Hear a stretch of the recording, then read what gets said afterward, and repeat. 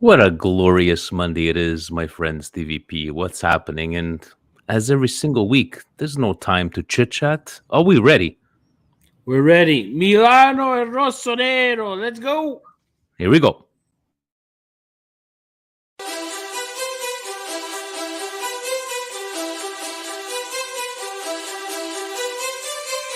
You are listening to the Milan Weekly Podcast, the English voice of Radio Rossonera and Milan fans all over the world.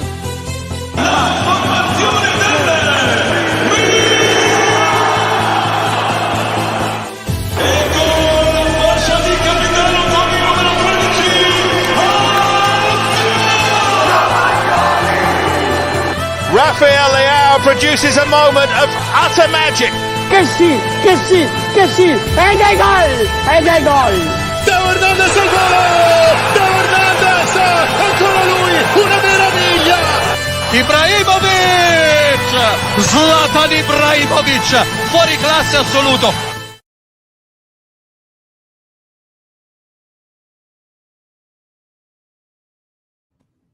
Cari amici sportivi, welcome yet to another edition of the Milan Weekly Podcast, episode 225 to be exact. Here, we talk everything Milan, Milano è solo rossonera Milan, and Interistas ask the Roma fans for a box of tissues, Milan. And when we're not professionals, Nor do we pretend to be.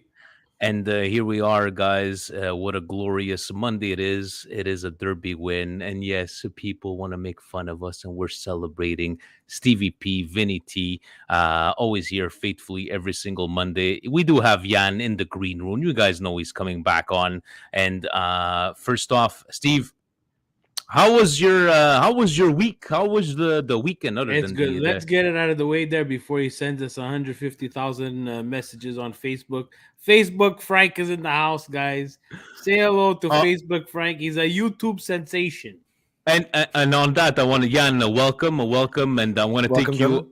And I'm going to keep you here for the housekeeping stuff. I just wanted to say what a glorious weekend it was. A derby win. It's been a while since we won these ones. And, we saw great videos from across the world, Milan clubs around the world. A shout out to Milan Club Toronto. Steve, I don't know if you saw that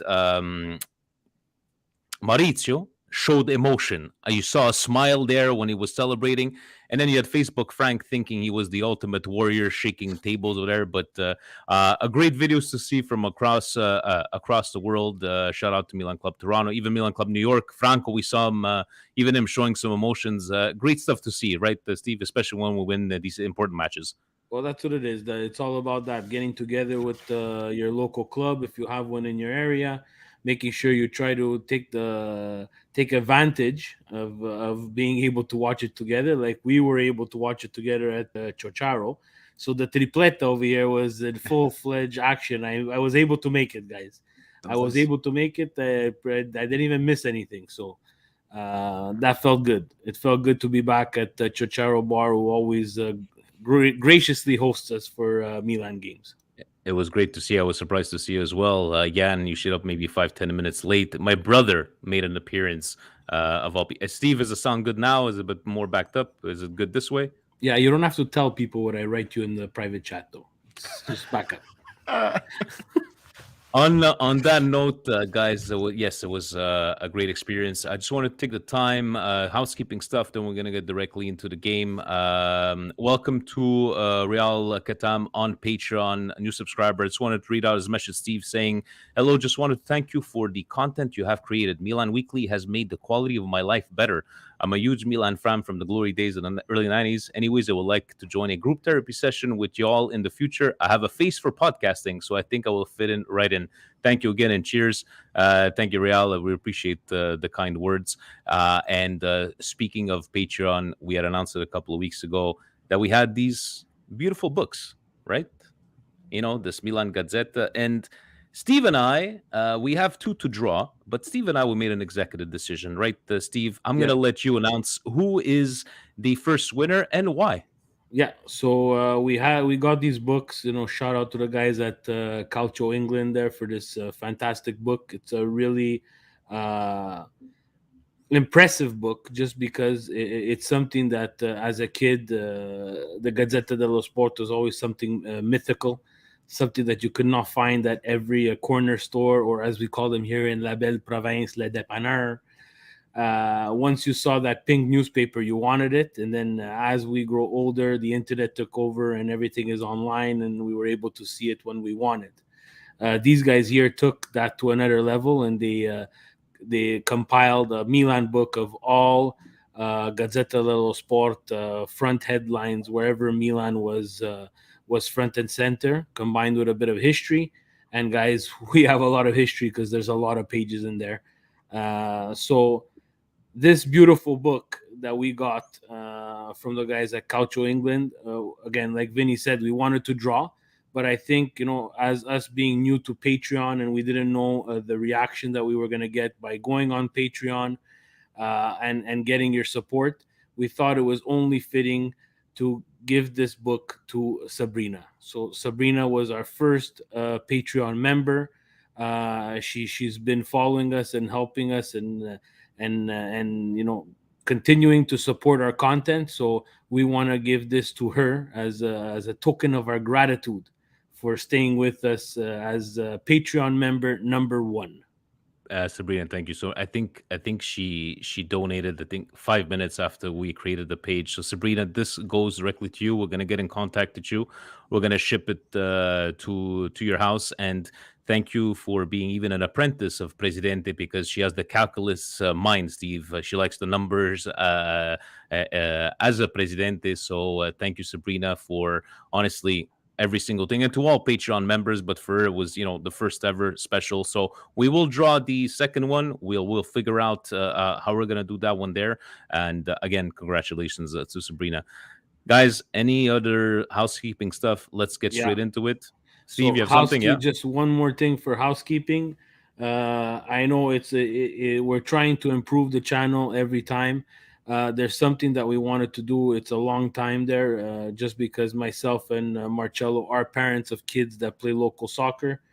We wanted to extend a bit of Milan Weekly Podcast, Tutto Uno's reach, and Milanismo Worldwide's reach, and adding Jan as Busted Calcio Tweets. We wanted to give back to local soccer and get at least some traction on the local soccer scene. So for us in Canada, it's been a long time since Canada has been very good in soccer, and it looks like, barring a tremendous disaster, we'll be qualifying to the Champions League. So we came up with the local soccer show. It'll be on bi-weekly. We'll try to get people from all over, anybody who's involved with local soccer. So we're going to reach out to our contacts here in Montreal and Quebec, across the country, and extend to United States and even overseas. Anybody we can get and talk about and learn and teach and inform parents about local soccer, we want to do. Definitely check it out, guys. It's on it's on the YouTube page, and I've read a lot of good comments, Steve, that just to get to know about the Canada program in soccer and to learn as a parent, right? So we might be far behind Quebec compared to the rest of Canada, but hey, every little step helps, and thank you for doing this, especially for anywhere here in Canada. Jan, you're just sitting there drinking your beer. You have any housekeeping stuff, or you're just ready to go, man? Should we call Francis to see that? Are we allowed to be happy because we won the Derby? Could you ask I asked him to come on. Could you ask him? Because he was gonna come on. He was going to come happy. We just won a game that we came back and we were not very good in at the beginning of that game. So are we allowed to still be happy? I asked him. He said if he wasn't busy, he was going to come on, because there is one frustrated and pissed off Interista, and that's Francis. Guys, looking at this graphic, right? The way we started the game, I think at the beginning, look, everybody's all smiles, but Steve, at the beginning, not seeing what Kessie's performance was, but I don't think anybody had a problem with Kessie starting as a trequartista, especially the way Diaz had been playing. Did you have a problem with the starting lineup? No, I had no problem with the starting lineup. I think we had to play our best three, and he played our best three. And I still think today, right now, those are our best three. Yeah, and how about you? Same thing, like no problems with the because the last time Kessie played in that position, he had a very good game, and I figured he didn't have a great AFCON. He was maybe going to come hungry. maybe to try and impress another team that might sign a guy on a free transfer. So I figured he was going to have a good game, but I don't know about you guys. I didn't notice him until he got subbed off, really. No, we didn't notice him there, but we talked about it too as we were watching it there. That was a tough position to put the guy in, though. Yeah. Coming back from AFCON, okay, he didn't come back right away like Benacer, but yeah, guys, I want to put into perspective as Milan fans what Frank Kessie has done for this team. And, it's easy to turn on a guy and, because of things off the field. But you got to remember that he also stayed with us during the darkest of darkest times. And it's important that Milan fans remember that so that we can set a good example for the future players. At this point, we all know Frank Kessie's honeymoon with Milan is over. But let's usher him out the door with class, like I think we kind of did with Donnarumma, and move on, because in the end it's Milan that counts. It's not. I'm not saying it's not the players, but for us, we're gonna continue supporting Milan whether Frank Kessie is there or not. I think it's important to say, even to you, Jan, just the way people should keep their feet on the ground, like Steve was saying. Not because they won a derby that everything is salvaged. It's not because Diaz had a fantastic game that he's cured from everything. And it's not because Kessie did not have the greatest of game means he's a poor player. But don't say that to Twitter because they're going to tell you otherwise. But do you share the same sentiments? I mean, I agree with what Steve's saying. I mean, I don't want to shit on the guy on the way out. Obviously, it hurts a bit reading reports that I don't know if they're true or not, that he refused to move to Tottenham, that we tried to make some dollars on him. Again, those reports, grain of salt, but it's out there. I just think you want 12 million, 8 million net, you're going to be played out of position. But if you want that kind of salary to play for Milan, you're gonna have to step up. And I know he had a hard position to play. You have Brozovic there, you have Barella over there, and you have Hakan. It's not easy. I understand that. You have Dzeko up front. You have Lautaro. It's a good team that you're playing, but you want the big dollars.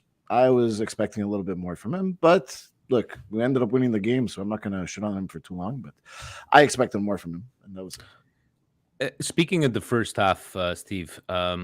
Where would you lie in more of an Inter not capitalizing, Mike Maignan being standing on his head, defending by Milan? Where do you put the performance of the first half?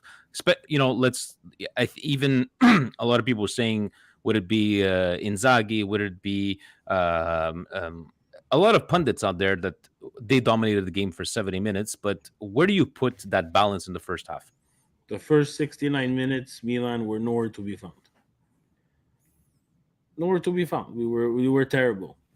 You could argue a bit in the second half. Things kind of changed a bit, but I think this, in a nutshell, and talking with a normal Interisti out there, this is on the arrogance of Simone Inzaghi. Simone Inzaghi's arrogance cost them this derby, because there was no reason that we should have even been in this derby. The only reason is Mike Maignan. Mike Maignan kept us in this derby in the first half with saves, reactionary saves, that the best goalkeeper, and I'm comfortable to say the best goalkeeper in Serie A, made and earned his money on this day. Because without Magic Mike, guys, we could have been looking at least a whole of 3-0 in the first half. And then you could have made whatever change. Simone Inzaghi could have even put in the water boy. We were not coming back from that mentally and physically. And that we cannot hide. People might talk about Jan, like the Tonali great kick from the outside the box, or that deflection from Leao, but those are, you're expected to have one or chances or two. But do you share Steve's sentiment? It could have been very easily 3-0. If you guys rewatch those highlights, he's not far off. I heard what Pioli said after the match, and I kind of agree with him. They made a lot of mistakes. These kids, every pass we were making was a mistake. Every idea was a mistake. And if it wasn't for Tonali recuperating, running around, and obviously Magic Mike and Nets, it could have been very, very, very bad. That game could have been over before the halftime because Inter was pressing. Now that's another thing. Like I've seen Nima on Twitter and other Inter fans that I can listen and stomach say that this is not the way a team that wants to win the Scudetto should be. Like they can't finish. They've been having a hard time finishing these chances, and to only score on a set play when you had so much open ball possession in the first half is kind of disappointing. If I'm an Inter fan, I'm like, they dropped the ball big time, and they had the lead. And after that, I mean, those subs, they were terrible subs. I don't understand why you would bring on a guy like Vidal to close out a game. Why you would bring on the substitutions that they made no sense to me, but I'll take it. That's what, and we got kind of lucky on that first goal. I'm not going to say that Diaz, if that ball doesn't hit whatever it hit, that was going to the curva. But that was a terrible shot by Diaz. It ended up going to Giroud, and he put it in, and we got the luck, and we took advantage. Steve, where do you put, people want to talk about the bad Inzaghi substitutions, but for this one time, Pioli got it right. Did he get it right because of the way we just changed up the game? No, you're just you can't take away from at least are willing to fight in this game here. Yeah, the player is willing to fight, but someone led us back into the game, and that's crybaby Limone Inzaghi. And he did this last year, if you guys all remember, against Lazio. He did the same thing. He had a lead. His arrogance decided that it was time for him to take out Luis Alberto and Ciro Immobile. And we not only came back in that game, we won the game in the dead. This was a carbon copy. And, I see a lot of, and I love Pioli. I like what he, the energy that he brings. But guys, let's be honest with ourselves. This is not a masterclass. Like Vinny, no, the three of us were sitting down watching this game, and the three of us knew the changes that were coming because those are the only changes. The only changes. You're right. Yeah, exactly. I get it. Maybe, we're not involved in the chat and how he wants to change his pressing scheme and how he wants to pressure some of the people that are on the ball. But guys, the changes are not what changed this game. This game, Inter had control, opened the door, and let Milan walk in. And when Milan walked in after the first goal, the body language on Inter changed because throughout the year we've seen that against better teams, once they start getting away from their core, like Brozovic is not supposed to leave that field, guys. Yeah. Very strange. I didn't. Whether, even at 1-1, you cannot leave a player of that quality out of your lineup, even if you have other games. Are they seriously worried about Roma for the Coppa Italia? That's a major problem if they are, because Roma has their own problems. You're not thinking about Liverpool because you still have to play Napoli. So, what are you resting these guys for after you've had a week and some odd days off? Yeah. They had no players at AFCON. There was no really international friendlies. So that's all arrogance. And these coaches today overthink themselves. And they think that they're going to be smart and they're going to play time management with these guys. Well, I understand you have to have some sort of rotation. But if I'm an Interist, after I send out all my little stupid tweets to the Milan fans, you won one derby, and I don't care. We won. And it's over. Punte bash, it's finished. You have to look at the problems in your own house. And if you can't come to the reality, like some Milan fans, and I think the three of us, plus a lot of the fans that tune into our show, are very realistic about this Milan team, that's on you. That's not on me. We have the Uncle Sharmas, and we have, all these fancy people with their fancy tweets and their fancy this and their fancy that. And then, now we're going to spitting, and now we're going to racial things. And again, guys, the sad part about it is it takes away from a beautiful derby. It wasn't the best of derbies in terms of what we saw on the It field. was exciting. It was exciting. But it was exciting, especially if you're a Milanese fan. And if you talk to normal Interists, they were dejected. Yep. We talk and laugh about Francis. I talk to him all the time. I called him and he lost his dog. He was angry, and justfully so, because this is on him. It's on their team. There should be no Milan in this conversation today. No.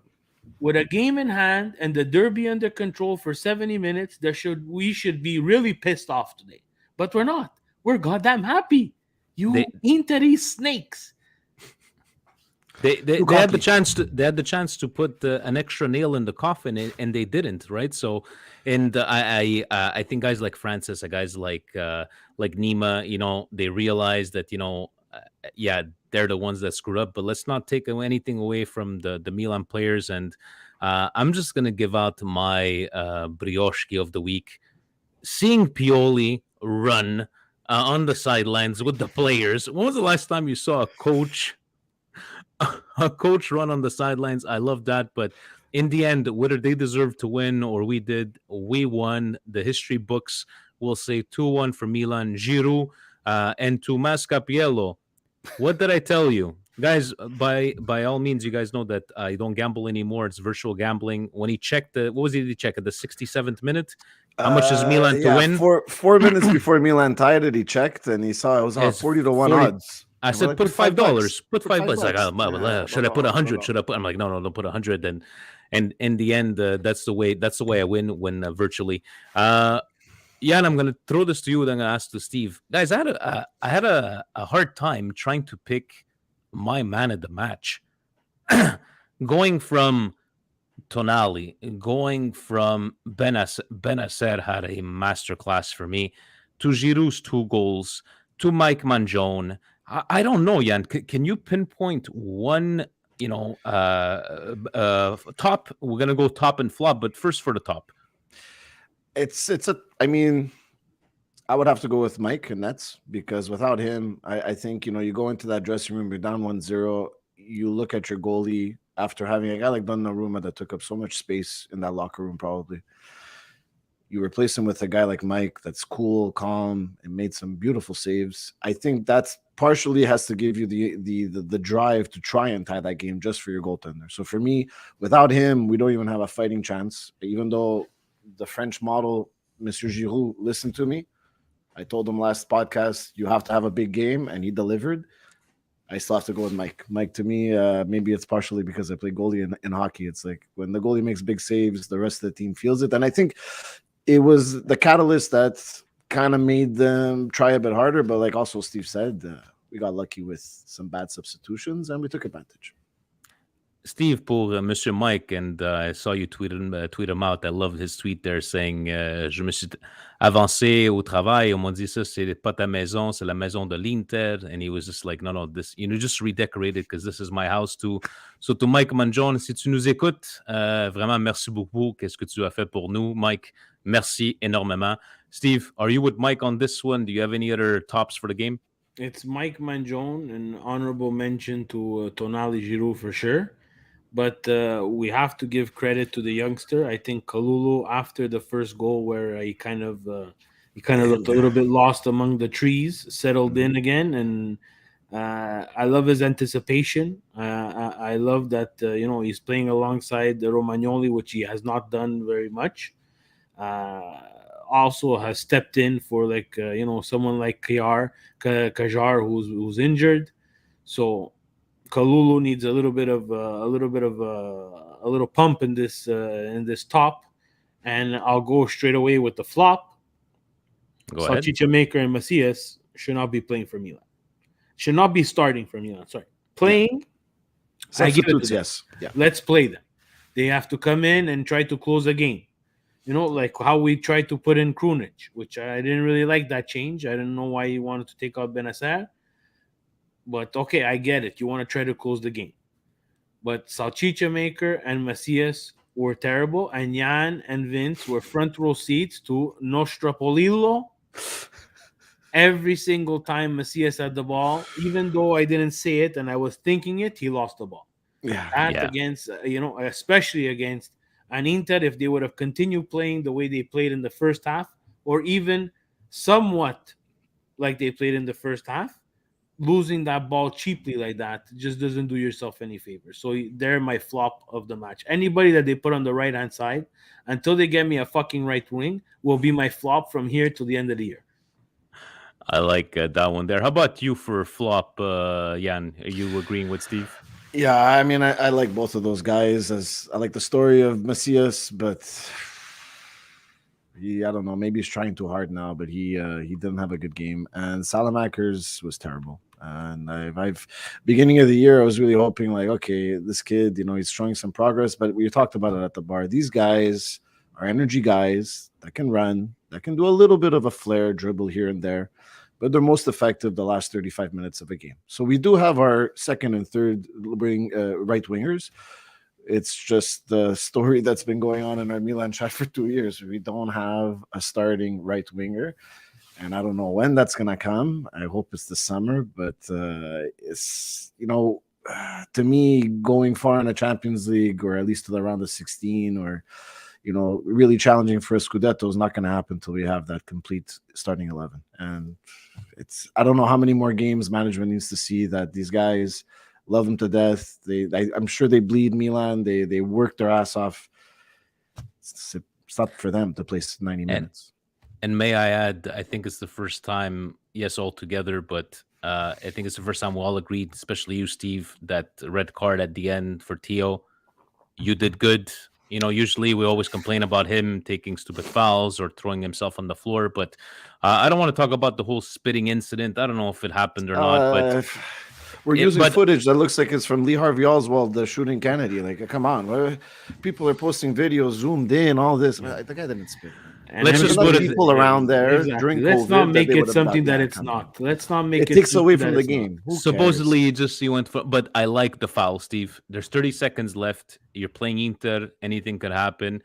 He did what he had to do, right? And do you think it's going to be a one-game suspension? I don't think it was very vicious. He knew exactly what he was doing, right? Yeah, of course. After the game, I was jumped on a Spaces. So I took the advantage. A whole bunch of Interistas and Nima on, and they let me on, and they even let me speak. Oh, nice. Look, guys, I come from the old school of soccer, and this is not something that he was trying to break his leg, right? No. It was a tactical foul that he did. It's a straight red, but for me, a red is a game suspension unless it's something out of the ordinary. But because calcio and soccer has become this fairy game, where not even a tackle like that, where obviously Dumfries was not hurt because he stood up right away like Terminator. What's wrong with that? I've seen worse tackles. Yeah, they do in basketball. Not even tactical fouls. Tactical fouls, and send people to the free throw, and there's flagrant fouls. And again, am I just saying this because it's Theo? No, because we all agree that because Theo plays with Milan, we love him. Because if he's not playing with Milan, we goddamn hate the guy. And he's become like Bonucci style hatred for other teams, which is exactly what we needed. Because all the attention goes to him. I would like a little bit less dramatics, and I think if he tones down on the dramatics, I think he'll get more respect from the referees, and he'll get even more calls, which will drive everybody absolutely fucking insane. Mm-hmm. He is such an asshole to play against, but because he's on Milan, we gotta love him. Yeah, and a shout out to guys like Diaz chirping at Çalhanoğlu, guys like Tonali with that Dumfries and Theo on the floor, and you could see questo mio giocatore, get out of the way, showing La Grinta, and Theo supposedly doing the ears to. I love the chirping. Shout out to them. So I love it. And speaking like we were last week, guys, want to talk about yes, it's a great derby win, and everybody on to Sampdoria.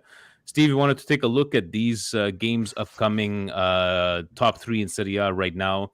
You have, the Serie A games. You have the Champions League. Looking at all this here, and we said it last week, we needed those 12 points in those games that we saw.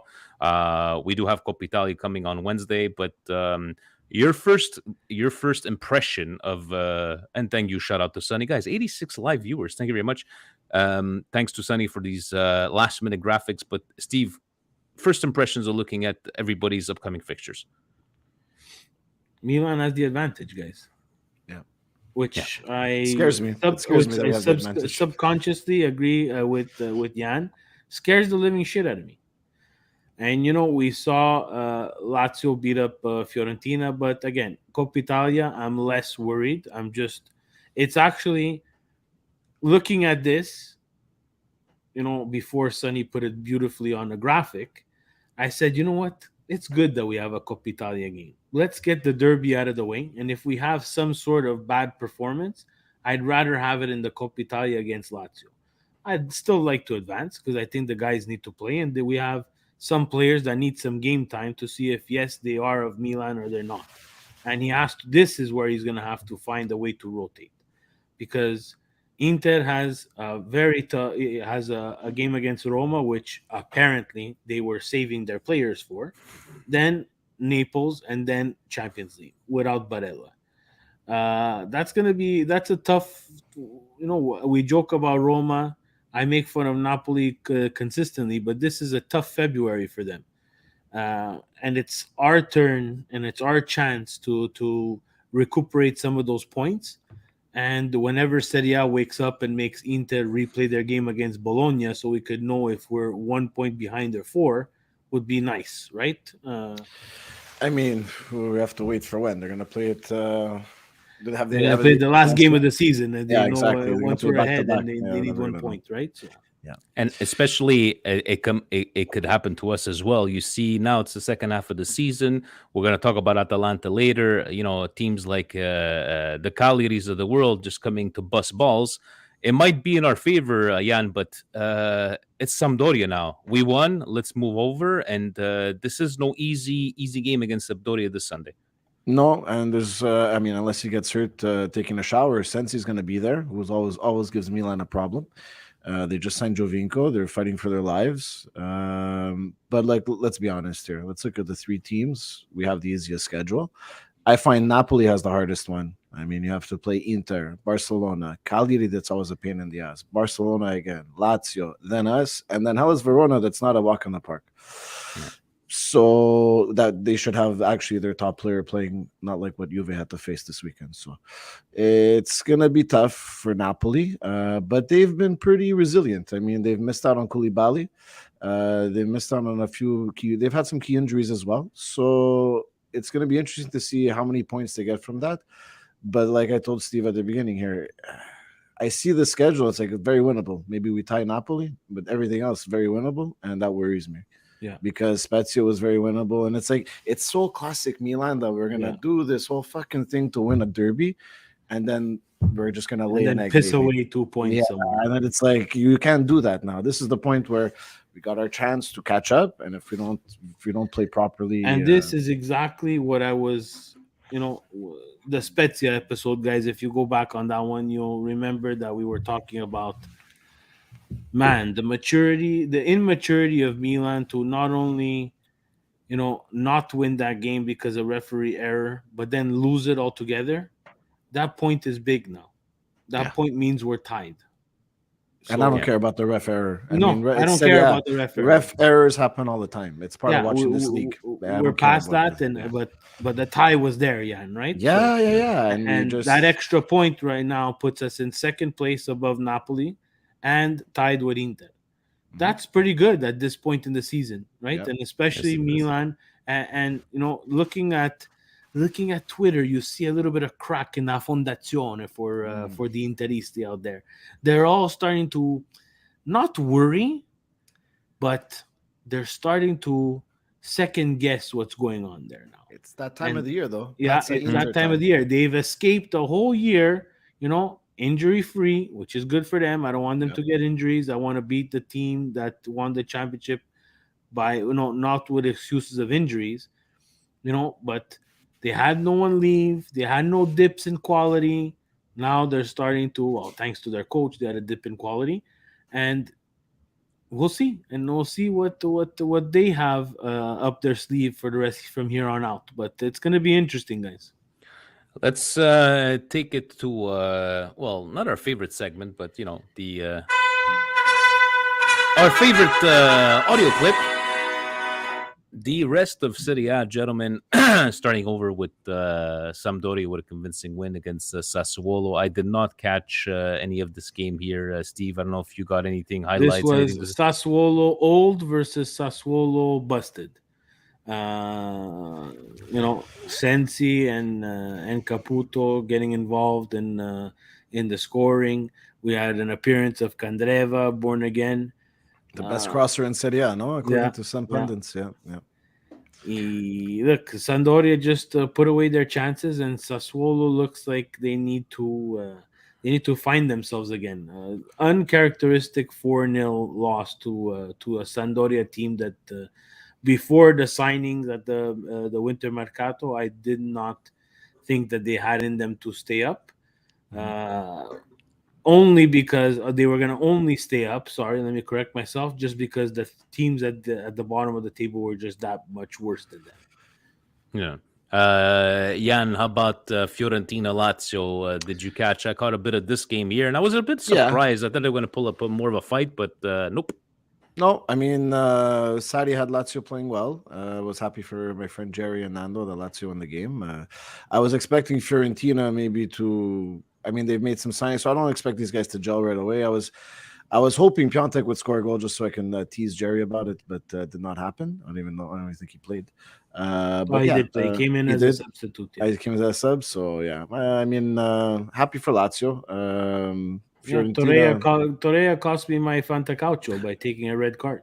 There you go. Yeah, and I think Fiorentina has a lot of gelling to do because they didn't really look that great. There was 0-0 until what? I think they scored in the 55th, 60th minute, if I'm mistaken. Lazio the first one, so they kept it really close. But in the end, Lazio did need these 3 points. And I'm gonna ask Patrick. you guys. Patrick looked good on center back. I think Acerbi is slowly phasing himself out of a starting position at Lazio. Finally, after he's been on fumes, that man. So yeah, Steve, your boy Walter Mazzarri, taking it to your other boy, Dancing Gasparini, where I was looking at this game, I was like, how's this happening right now? Cagliari beating Atalanta red card at home, losing important points, which we're going to talk about the Juve game after, but were you shocked by this result? Yeah, I didn't think Cagliari had it in them, but look, Atalanta's missing a lot of players. Subbed in Zapata, injured, had to sub him back out. Musso had some two Papere too. Yeah, they're in quite a bad state of injury crisis there at Atalanta. Even though they are deep, and we praise them for those signings there. It's just not working out. And I think Gasperini against Inter, showed everybody a little bit of, hey, this is how you can challenge Inter and how you can beat them. I think the break came at a really bad time for them. And now a kind of trap game against Cagliari before the Juve game. This one hurts, man. This one hurts Atalanta badly, not only in terms of the points that they drop. If they lose Zapata, yes, they could slide in Muriel, but yeah, it was. How is this till the end of the season, right? So exactly.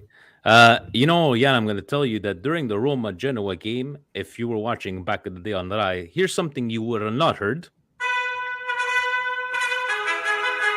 I watched this game.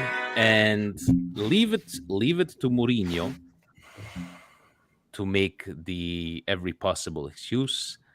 If that was he's perfect for that fan base. He is perfect for that fan base. I'm surprised. Actually, Sonny made a mistake. I thought Roma won 2-0. They had a goal for being courageous, and they had a goal for trying really hard. No, didn't that happen?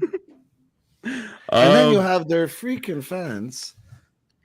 Talk to us, Jan. Talk to us. You seem to think that you take a jersey off after you score a goal. It's not a yellow card. You mouth off to a ref after you do that. It's not another yellow card that you get a red.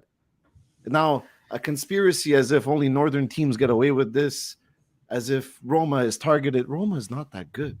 They're not a top 4 team. They have a project. They definitely have a project going.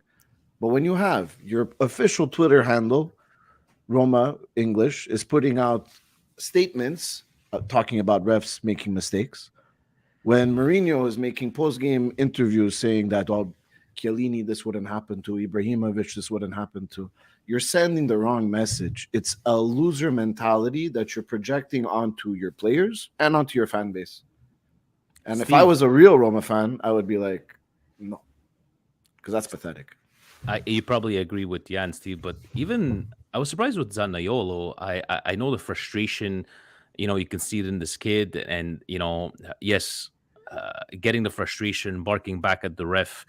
Do you see this happening too often? Do you worry about Zaniolo's future? People are saying This is Zaniolo in a nutshell. We've been saying it since the first game where he took a red. Match day 1, he took a red against Fiorentina. He needs to be able to channel some of that rage, right? And this is a guy coming off 2 very bad knee injuries, and I think the talent is there. Step number 1 for Zaniolo is take your mother's phone away, because that just adds to the stupidity, and it added pressure to all this drama off the field that's affecting you maybe mentally on the field. And I'm being really serious. What I'm gonna need to spew out there, and this has a little bit to do with the same type of challenge that we saw Giroud on Sanchez, and I think Tammy Abraham on whoever it was. Guys, 50-50 challenges exist. The refs, I think against Milan, and it's not because they won. Both ways, I think the referee who refereed the derby, his name is Judah, not Marco Judah. Yeah. Okay, well, Judah. Yeah, I think he refed a good game. I think he was consistent in making both teams play. Yeah. He maybe might have lost a little bit of control, then gained it back, and it's a very important game. It's a derby game. And not calling and not relying and making a judgment call and seeing Giroud, yes, be very physical with Sanchez, but he's the best person to make that call. Touch the ball first, right? And he touched the ball first. And that is a shoulder-to-shoulder 50-50 ball, which existed back in the day. And unfortunately, now we're taking that out of the game because we're afraid of the aggression. But then you have the Roma game, which happened first, and they go back in time to go look at a foul that affects that goal. Man, I'm having a hard time with this, though. And it happened to Milan. It's happened before to other clubs. Mm-hmm. Having a hard time having them go back in time to something that has nothing to do with the play to stop the play and change the result of the game. It's a hard pill to swallow for Roma fans, let's be honest. It's a hard pill to swallow, and I get their frustration. And trust me, I'm by far the least Roma fan. I agree. I don't think that they're very good. I think that they have a lot of work to do. They do portray themselves as always being the damsel in distress.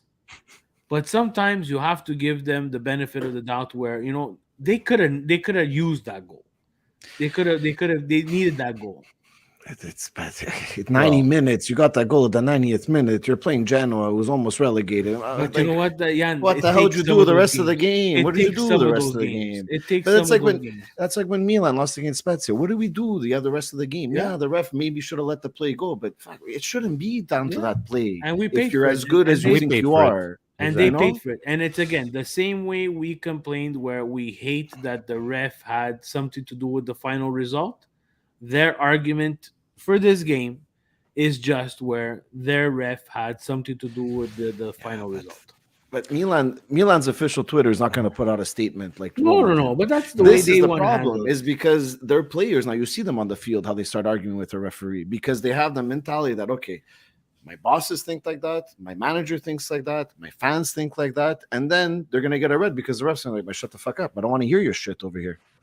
And it's going to hurt them even more, I think. And I find that hilarious because they don't see the cycle that they're putting themselves in. It's a loser mentality that they're portraying right now. Shout out to the referee at the AFCON.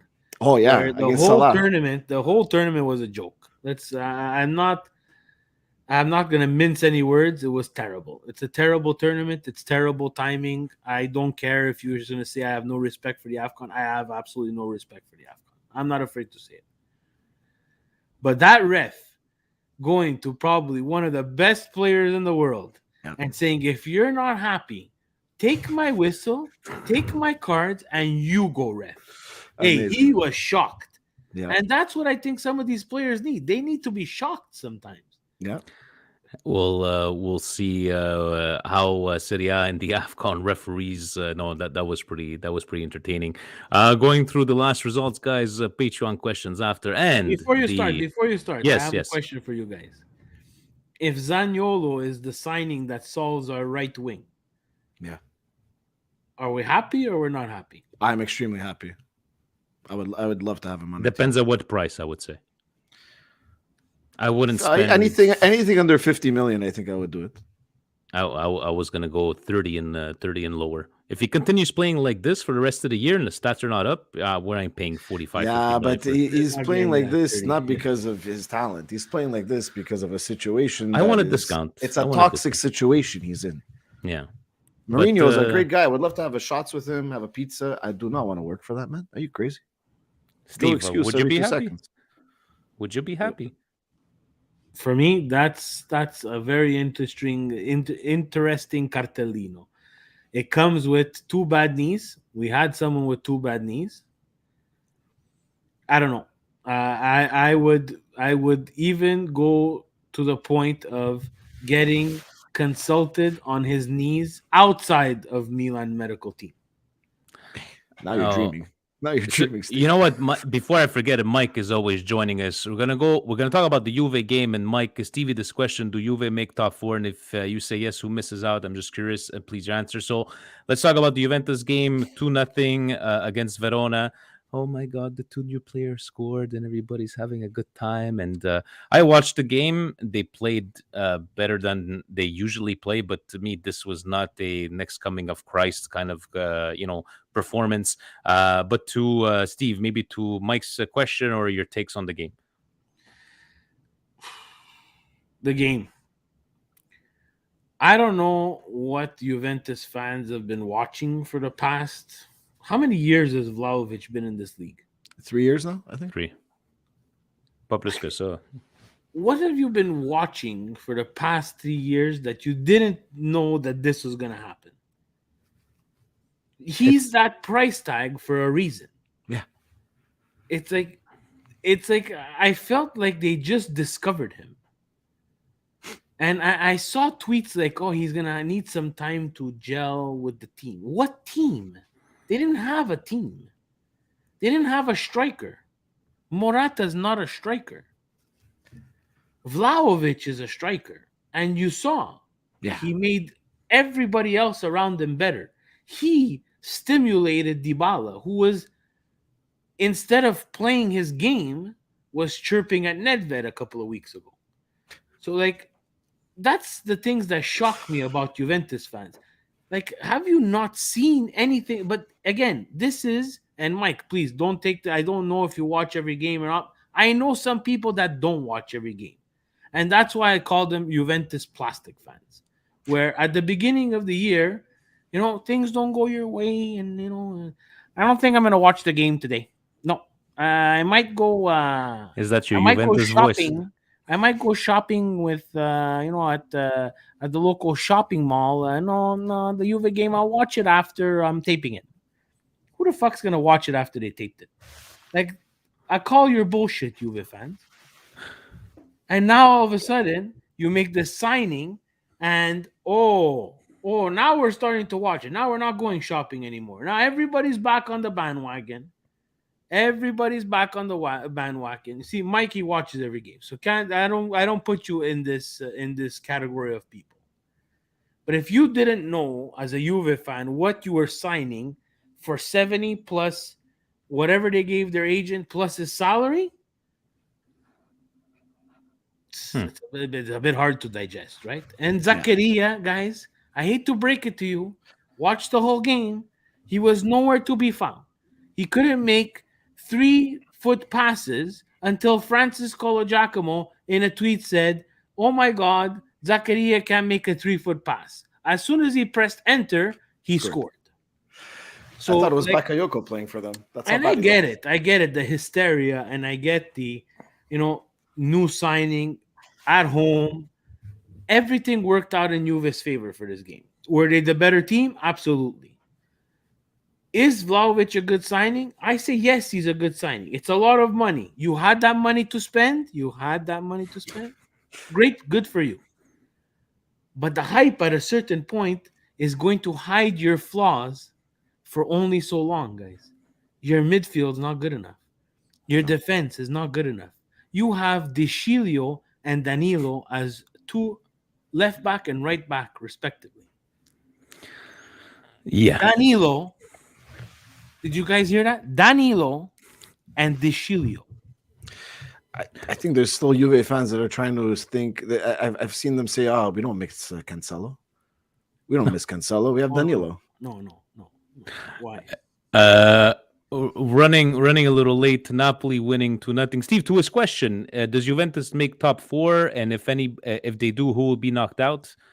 I think Atalanta, if Zapata is gone for a significant amount of time, will be one of the ones to slip. I don't want to say Milan, but Milan have a long road ahead and need to accumulate some points and start keeping that distance. That 7 points between third and fourth place is critical. And we cannot be dropping points to let Juve inch closer and closer. But I think Juve now, especially this week, again, perfect week for Juventus. 2 new signings, 2 goals, victory. Atalanta drops points. They take over fourth spot. Everything worked out in their favor. Yeah, and Mia, I would like to ask you a question. How are Lazio and Roma equal on points? Oh, sorry. Before we go on. Yes, sorry. Please, I am sorry to all Juventini. I referred to Zaccaria as his name is Zaccaria. I have to refer to him as Patrick Vieira. That's exactly his real name. Yeah, exactly. Thank you for clearing that up for me, Steve. Sorry. I did not catch that one. Patrick Vieira scoring, and how is Lazio or Roma? Like, I was looking at these points, and Roma was actually ahead before. It's like they're tied on points. It just Lazio. I mean, I think we found someone that's more frugal than the Elliott Fund, Lotito. I mean, he doesn't spend any money. I feel bad for Lazio fans. It's like you had somewhat of a decent team, and you're now like you're going to be losing probably Luis Felipe because he wants 2.5 million a year, and they're offering 1.8. They have no center backs. I don't know how they're going to let that guy go. But Lazio Roma, that's where they should be in the standings this year. We'll see what they do over the summer to bolster their squads. Atalanta, I hope they don't make Champions League. And that's it.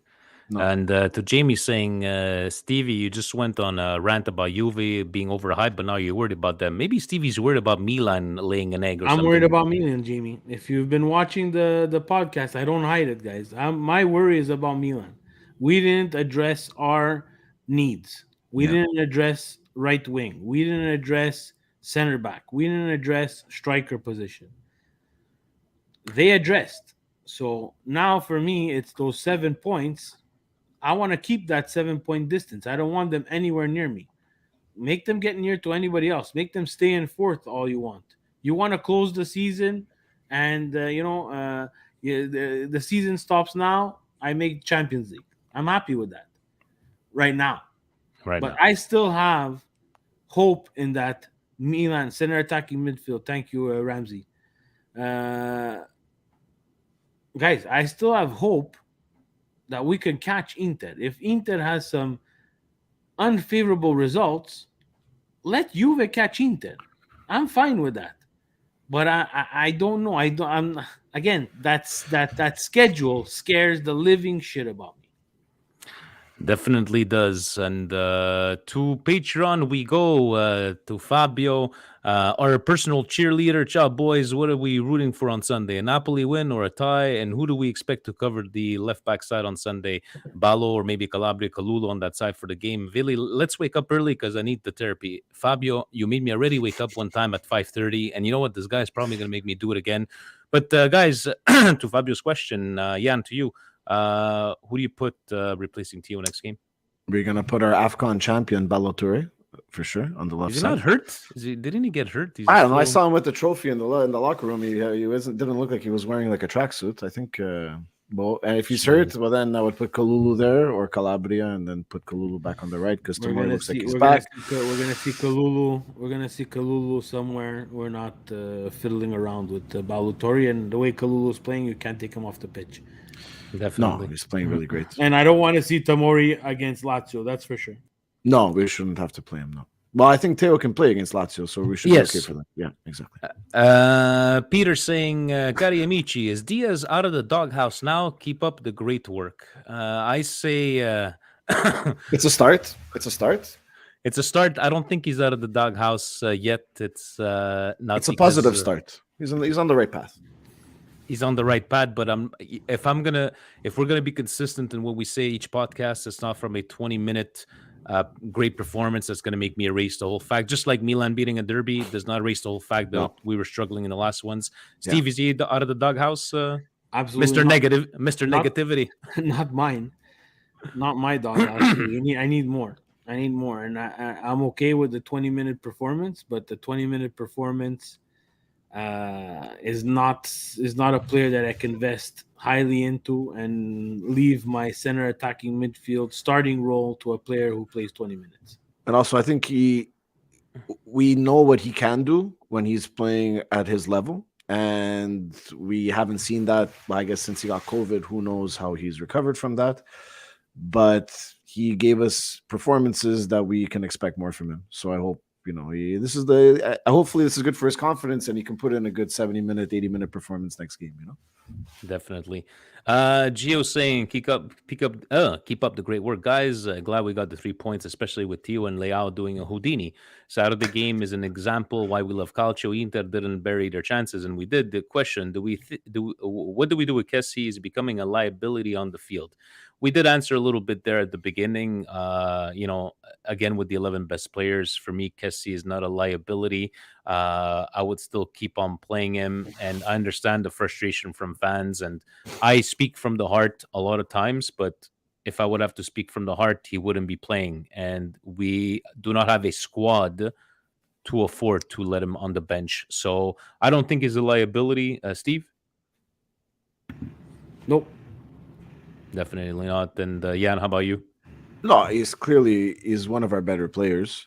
It's just I need to see his heart in it a bit more. Like, I know you're leaving, I know you're going, but don't you want to impress your new bosses? Don't you want to maybe get your agent a bit more dollars? Like, I don't know. I just expect a bit more from him, even though he's on the way out. Just like Steve says, we have to be gracious to these guys. Well, they have to be gracious to the jersey too. And like Gigio helped us until the end to make Champions League. I want him to help us to make Champions League and possibly. I don't think he'll mail it in. I think as he gets. And again, it's up to management, right? If they see that he's mailing it in, he cannot start, right? I'll be very disappointed. I think he's going to play his everything till the end. I see here not interested, the liability and unprofessional. I don't believe that. No, he's gonna do a Donnarumma too. Donnarumma did not Donnarumma helped us till the end, and I think Kessie's gonna do the same thing. And then after the season, guys, Kessie, bye. Have fun in your next adventure. Let's see what we could do. We got the Gattuso brothers, Steve. Yeah, they're saying hi to each other in the chat. They can't call each other.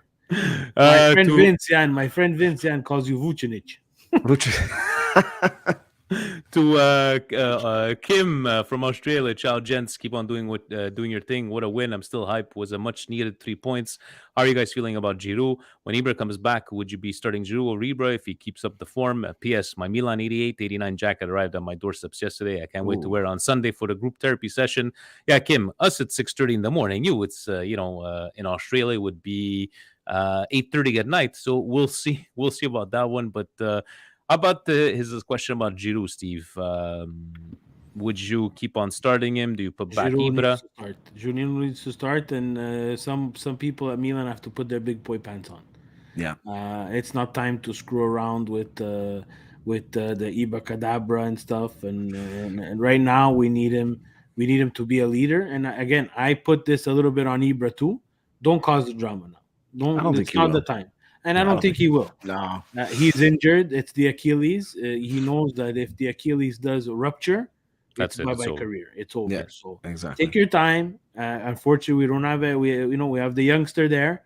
Are we going to give him some minutes in Coppa Italia against Lazio? I would goddamn hope so. And let's go from there. And hopefully he can get better and get healthy. And when we do need him, he can come in. But Giroud, I know, does a lot. Works very hard. Back to goal is what he likes to do. But everybody needs to start learning how to run off him when he's back to goal. He always gets ahead to that ball and he puts it there. And me and Steve were seeing it at the bar. The guys like Salamakers did not know where to put himself because a striker like Giroud is a classic striker. He gets in the air and he positions that ball for the wing.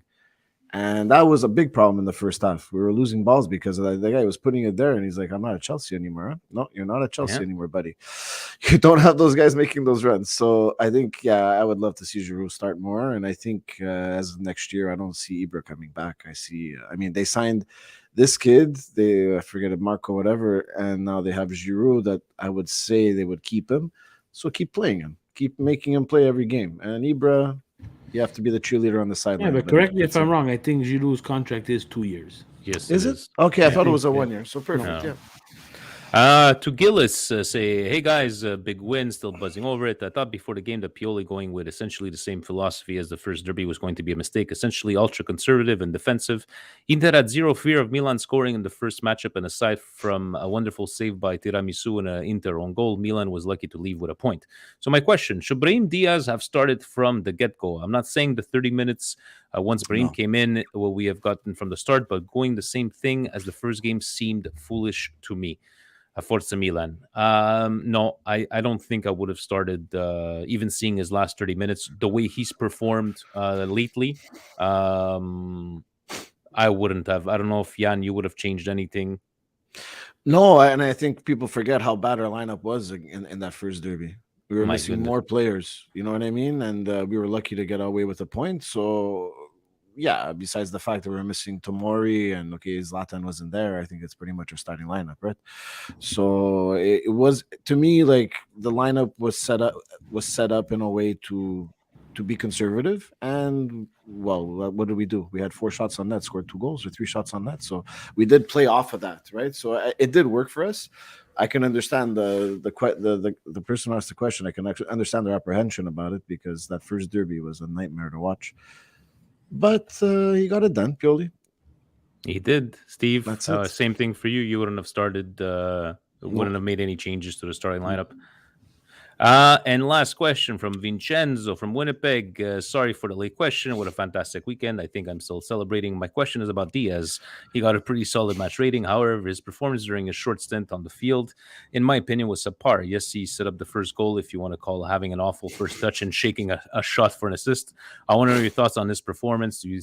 Do you think this will give him the personal confidence boost he needs to get back on being the impact player that we need? So again, on Diaz, you think this has got to be a morale booster, right, guys? He's got to start from here. Now, if he loses any momentum that he gained from this, that's on him because this was a great, and he did miss that shot. But what I did like from him and what we didn't see with Kessie was that he was attacking.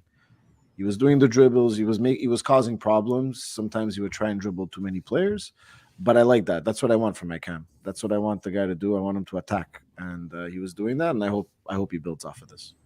We need him to. If we want to, we need him. And before we get into busted cultural tweets, very quickly on Twitter, we just had at Khaled, Ibra can take 7 million while sleeping in the hospital. We appreciate what he did for us, but we need to move on. And Concord, guys, we agree that Saladmaker and Messias can be starters for us if we want to go for next level. But we already have to pay around 40 million for Botman and 25 for Sanchez is little. How much is left for a right winger and a striker this summer? That's if we need to believe, because I don't know if you guys heard, once Milan is interested in a guy, now everybody's interested in Botman and all money. But Steve, would you, if we would have to sign the Sanchez and Botman, do we have money for a right wing? You got to make money available. We need the Presidente on to show us the financials. I don't know. But you have to now. You understand, because you don't address things in other mercatos. Now you have to. You gotta see where the money is in those pockets, and you didn't dish out any this mercato. The winter mercato that passed, you didn't do really much. Summer, okay, we signed the Pictatore, we left him there, we redeemed some guys. Now you have to start splashing the cash. It's gonna be, if you make Champions League, gonna be year 2 of Champions League. Now you gotta get out of the group. Exactly, because that's where the money starts to come in even more. Do you think with these signings that they made, the Pictatore and everything, maybe there's a formation change coming over the summer that we don't need wingers? I think Pictatore just slides into that cam role. Yeah. And if they really, really want to just experiment like they did at Bordeaux there, they kind of really put that guy everywhere. But I've seen him more in an attacking role, and I think I would leave him there. But you still don't have a right wing. So no. Guys, still 84 live viewers, and Jan, thanks for sticking around. Great conversation as always, but it is time, gentlemen. It's time.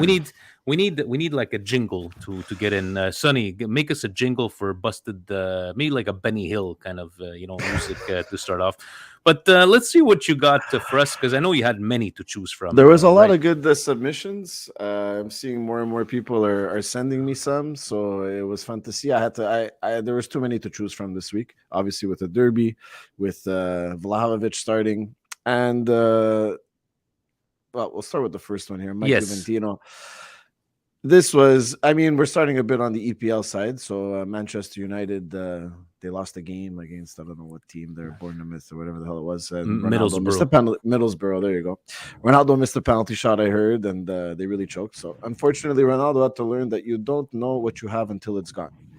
If joining United was his best decision of his life, then leaving Juventus was his worst. I think Mike forgets that he left Real Madrid after winning, 3 Champions Leagues in a row? And then proceeded to be eliminated 3 years in a row to Lyon, Porto, and Ajax. Now, you're trying to tell me that his worst decision was leaving Juventus? But tu sei not in testa, pero come on. But Juventus is the center of the universe. It is. That's what you guys don't get. That's true. I forgot. Thank you, Steve, for correcting me. But no, come on, Mike. His worst decision of his life was leaving Real Madrid. Let's be honest here. Not leaving Juventus. Yep, even though he wanted to take a chance. But Mike, a little cringy on this one at Juventino MC. What do you have for us next here? At Fede Nerazzurra, no way Milan fans celebrated like they won the Scudetto yesterday to be dropped to 3rd place today. Can I? Yes. Fede Nerazzurra, it's a fucking derby. We'll celebrate even if we were in 17th and you were first, winning all kinds of trophies. So, we are going to celebrate like we won a Scudetto, according to you. But yes, go on, guys. I just wanted to say that. But this year is a perfect example of and I don't know how I'm going to categorize Fede Nerazzurra as youth. I don't think he's born in 1908, that's for sure. But this is the youth of today and social media, right? You're always going to tweet something that's going to make you happy, right? Mm-hmm. And if, let's say, Inter was going to win the derby, well, they're allowed to celebrate, right? They win the Supercopa, they're allowed to celebrate. Of course. Anybody else wins the Supercopa, they're going to say, "Oh, this is a paper trophy. It doesn't even count," or whatever excuse. Guys, this is the derby. It's been said since time since time of the derby. The Romans, Roma Lazio, sometimes they're more excited about winning the derby than where they're finishing in the calendar. So like if Fede Nerazzurra doesn't understand that yet, at whatever age he is, man, you're going to be on busted tweets quite a bit. Quite a bit. You're going to be on busted tweets like regularly. Yep. But it seems to be a go-to thing for the Nerazzurri when they lose a big match or they see us celebrate. Because even last year, Francis, he got all mad because Milan was celebrating, I don't know, some win that we had, and it was like, what do you want? Like, what do you want these guys to do? Like, we've been suffering for 10 athletes. Exactly. They win a game, let them celebrate. And we always knew we were going to drop to third place. Exactly. Napoli was going to show up to win the next game. Come on, I get out of here. Venezia. Yeah. So like if what else do we have as number 3? Oh boy, Aziz, a picture of Pirlo in the Champions League. Pirlo last season, if he had Locatelli, Zakaria, and Vlahovic. By the way, thank you, Aziz, for letting us know that you guys would have won the Champions League with a first-year coach in Pirlo if he had these players. I wouldn't know what I would do without you. Thank you very much for clearing that up for me.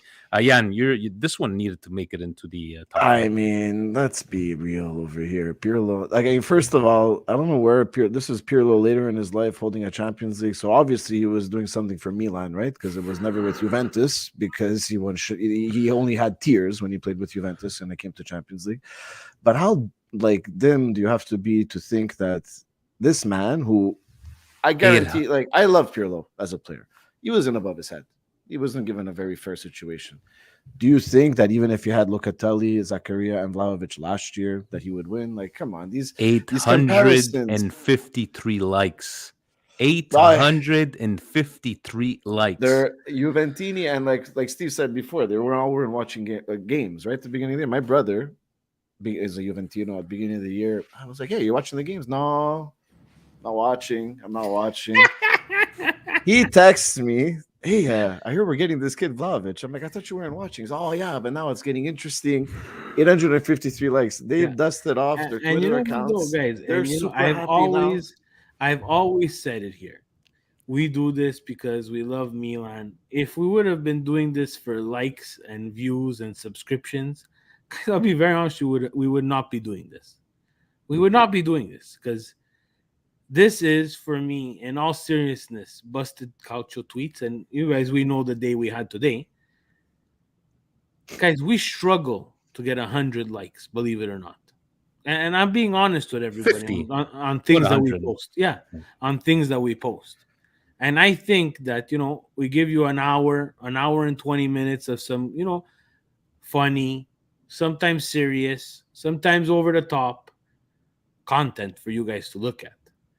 And I see things like this where 853 people agreed with this comment. I seriously reconsider what I'm doing. They're impression junkies. They write these things and they get the likes, man. Number 4, at BD whatever. I told every last one of you about this bitch ass Giroud signing. I can't fucking believe how much I had to argue about it. He's a fucking loser. I guess this was. That once, this tweet obviously was a little premature, eh? There, ball over there. It was. We have to also include some Milan accounts in here because there was more than just. This was the funniest one, but there was so many that were shitting on Giroud, and rightfully so or not. The guy, I don't see. Steve, you watched the game. He wasn't getting any service. I don't know how you can be mad at Giroud even before he scored. He wasn't getting any service. It's as if they're not watching the game. It's as if they're watching their phones, and they look at the Who Scored app, and they see, okay, he's rated a 6 right now. He's not doing anything. And this tweet reminds me of, we've been seeing it now. It's a meme, right, where something extravagant is happening on either a sports field or somewhere out in public, and you have an older lady or an older man who's actually looking at what this extravagant thing is actually doing or happening in the world. And everybody else around them has their phone in their hand. Yeah. And we've come to a point in social media that, and I'm going to judge here. I'm going to put everybody, but someone like this, it's because either they don't watch enough games or don't understand the game enough. And I don't want to be insulting. I'm going to be as honest as I can. A type of striker like Giroud, and the purchase for Giroud was not set up to win the Campeonato, was not set up to win the Champions League. It was, I'm going to take a quote from El Presidente right now, a moneyball move to get some experience on the team. Someone who has won a championship, someone who has won the Champions League, someone who has won internationally. These are the type of guys that they wanted to bring into the locker room. Now, he scores 2 goals in the derby. Wow. Cash that check right away, my friend. You know what I'm saying? But if you're thinking that Milan fans thought that Giroud was going to be the next coming and the next striker to save us, no, guys, we have some serious problems. It's a $1 million purchase. Come on. Yeah. Come on. I even remember you saying during the game, Steve, like there was a long ball and he was double marked and he was still getting his head on it. And you were like, but there's nobody there to get that ball. He's getting the balls, and it just seems like he works. And it just seems like people don't watch the game, right? So it's a trend now. Sorry, Jan, to cut you off, but just quickly, if you guys notice what's happening at Milan is that they're purchasing young players at these affordable prices for them, but surrounding them with people like Zlatan, like Giroud, who are older but have a tremendous work ethic, showing them the way. This is how you have to behave if you want to be a professional. And imagine when this starts turning into, this is how you have to behave to be a professional and to wear the Milan jersey. Now we're starting to rebuild that Milanello, that culture, that love for the jersey again. So. And last but not least, Jan, what do we have here from the captain? Breaking news: AC Milan B team slaps Italy's champions. Who did we slap, guys? Who did we slap?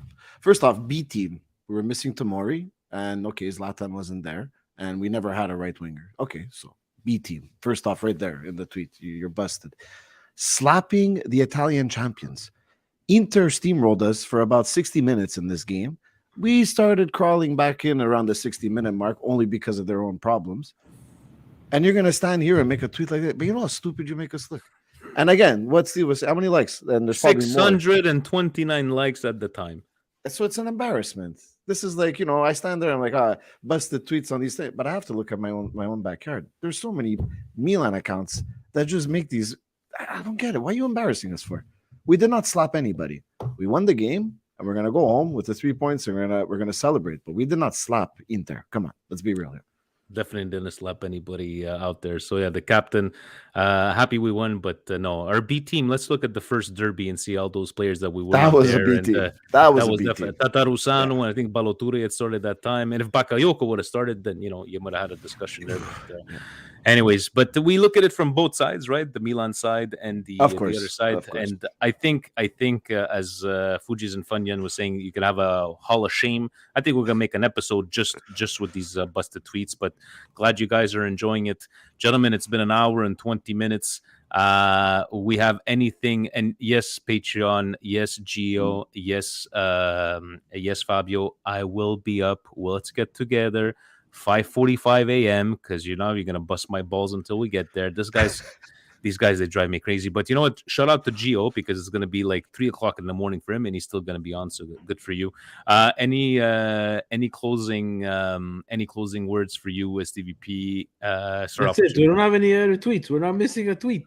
Which one? He said he gave me 5 of them. Oh, there's more. Another one. There's another one. It took Cristiano Ronaldo 320 minutes to score his debut goal for Juventus. It took Dusan Vlahovic just 13 minutes. The world-class number 7 we were promised 4 years ago is finally here. How could you disrespect one of the greatest players? Okay, I'm not a big Ronaldo fan, but how could you disrespect one of the greatest players of the last 30, 40 years who who basically salvaged your team from a lot of embarrassment while he was here. He couldn't do it all alone in the Champions League. Guys, this is the But tip in of the the league- iceberg. This is the tip of the iceberg of a Juventus. This is their Juventus culture. It took them 13 minutes to get over Cristiano Ronaldo. And guys, and if I correct me if I'm wrong, we'll check the account after. But I think it came from Francis. It took them 13 minutes to forget about Alessandro Del Piero. There was another one from Joe Cappuccino where it was a picture of Vlahovic after he scored with his tongue out, and right next to it there was a picture of there's too many. There's Lupo would have made it again. Chris DeSantis would have made it again. There was Milan Obsession. She had another stinker, but I had to limit it. Guys. So let's put it this way: this guy J Club forgot that it was Ronaldo's first time in Serie A. Vlahovic has been playing in Serie A for multiple years. But guys, number 7 that we were promised for. Actually, 4 years ago. Steve was saying that they got over Ronaldo in 13 minutes. They're not over Ronaldo. The reason that they keep tweeting about Ronaldo all week is because they're still jilted that he left them at the end of the Mercato and it screwed up their Mercato. They're still mad at him, and they're going to keep tweeting about Ronaldo until the guy retires because they're that type of fan base. They even have the upgrade button. They even have the upgrade button. Who's the winner? Who's the winner? Who's the winner this week? Oh, man. I almost want to give it to this guy. Yeah. Actually, no, I'm going to have to go with... Guys, comments. Do you guys vote for J Club? This one... Giroud. This one's pretty atrocious too. You know what? No, I'm going with the J Club.